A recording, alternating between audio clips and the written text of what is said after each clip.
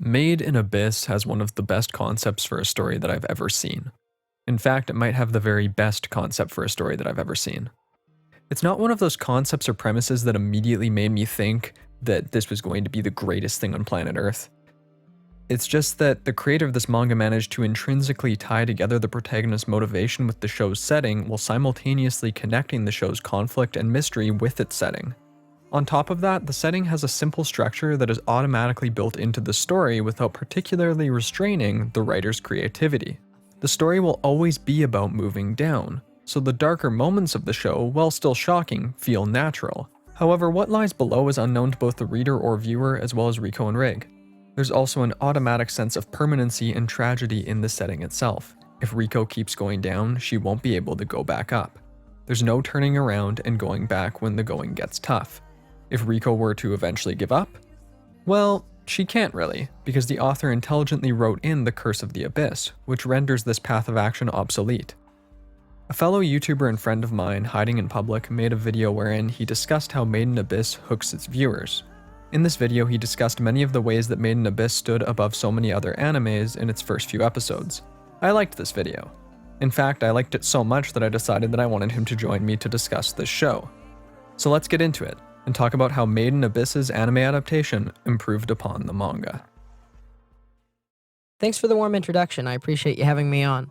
As Lowart stated while introducing me, the power of the first few episodes were insurmountable in the effect that this show had on gripping the attention of anime viewers this season. While drifting down farther into the abyss, the episodes tend to follow the source material fairly closely plot-wise, only diverging really significantly for the first time in episode 9. In one of the previous episodes, Ozen explicitly stated that Reg should keep more caution when using his arm, due to the fact that Rico would have a hard time dealing with the monsters of the abyss without his help. So, much of the added substance of this episode intends to show the viewers the truth in that statement, instead of just stating it as the truth outright. Some of the most fast-paced, character building, and action moments in this series up to this point are all displayed amazingly in this episode, which waves a flag to many viewers of possibly waning interest that Made in Abyss still has many cards up its sleeves.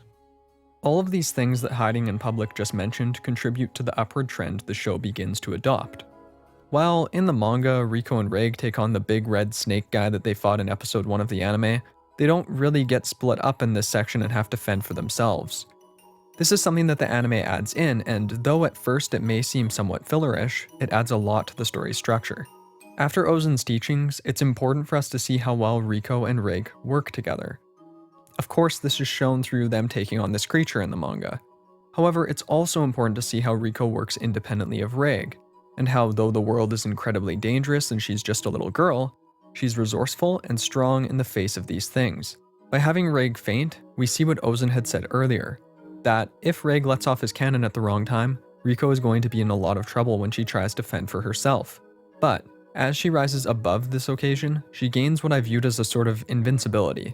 Yeah, sure, things are going to be bad for her and things are going to go bad for her on occasion, but she's a badass and no one's going to hold her down. Things are going good. We're looking at an upward trend, boys and girls. Everybody get ready for it. This, of course, is a classic writing move.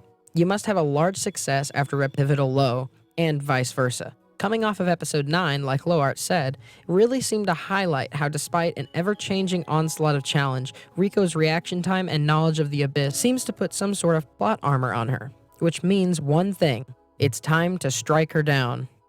Episode 10 is where it all hits the fan. All the manga readers excitedly chatting about how the show gets dark finally is broadcasted on the screen. We finally get to see Rico and Reg's luck run out. We find that while they are both fairly capable on their own and much stronger together, that they are still kids and are not by any means all-powerful or anything other than weak. Studio Kinema Citrus, who are comprised of many previous Bones and Production IG members, flexed their talent in the industry here and didn't pull any punches.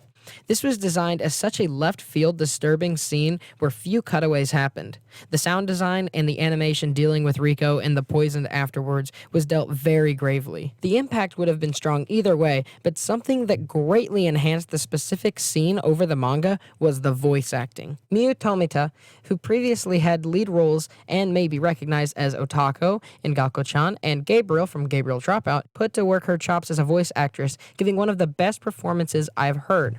Screaming, painful grunts, and sounds don't often bother me in shows. They tend to either be passable or, when done really subpar, even come across as somewhat cringy. But her performance as Rico in this gave me shivers. It was downright uncomfortable and grippingly realistic. The atmosphere of the quiet abyss filled with Rico's echoed guttural screams is a moment that I am not likely to forget in my future as an anime consumer and a fan. So many other things are added to this pivotal moment, too. I mean, nothing is really changed in the sense that nothing different happens plot wise. But the impact of this moment, in many ways due to the previously mentioned additions to the story in episode 9, really is enhanced, and the situation is made even more disturbing. And then there's just the matter of presentation, and how the anime takes the emotions of the original scene and makes them even more extreme. The music is quiet, with a simple piano part that repeats over and over again like an unwanted thought, its haunting undertone swirling as Reg stares at Rico's arm. The slight echo Reg's voice has as he shouts and in Rico's voice as she screams. This reverberation gives a sense of emptiness, a sense that they're all alone in an unfamiliar place. Little moments are added, like when Reg tries to wipe the blood from Rico's eyes only to have it come back again immediately. As Reg and Rico become even more desperate, as they become more afraid, buzzing electronic elements are added to the music. Dissonance is layered over dissonance. The sound effects as Rico coughs up blood are the perfect mix between realistic and nauseating. They aren't so extreme that they take one out of the scene, but they're extreme enough to get a visceral reaction. Then Rico asks Reg to cut off her arm, and the music drifts away. Silence. The brilliant voice acting is put on display. Shots linger a little longer than they normally would. The sound of a lonely cello enters, layered over top of the ambient swells of the music underneath, as Reg prepares to cut off Rico's arm, as he thinks about what he could have done differently. I could go on. This scene stands out in my mind as a perfect example of how to adapt. Nothing about the source material is changed as far as plot is concerned. Through things which a manga inherently lacks, music, voice acting, sound effects, animation, the people behind this adaptation took the feelings portrayed in the source material and expanded on them in every possible way. In the anime, they spend 8 minutes on something that takes 10 pages to get through in the manga. This scene was a truly brilliant way to use the show's time effectively. That's not to say that the manga's version of the scene is bad. I'm just so impressed with it in the anime, as many others clearly were. This is the exact treatment of source material I look for in adaptations. Altering things as to maximize the effectiveness of a different medium, but still leaving as much of the story intact as possible. Likely that is one of the many reasons that Made in Abyss has connected with so many other people, and it's definitely why it connected with me so strongly. Anyway, thank you for watching this. I've put a link to Hiding in Public's channel and his Made in Abyss videos here, if you want to check those out. I highly recommend everything on his channel. He's doing great work over there. If you're new to my channel, I'd appreciate it if you liked the video and subscribed, assuming you feel so inclined. I look forward to hearing from you in the comments, and I hope you have an awesome day. Bye-bye.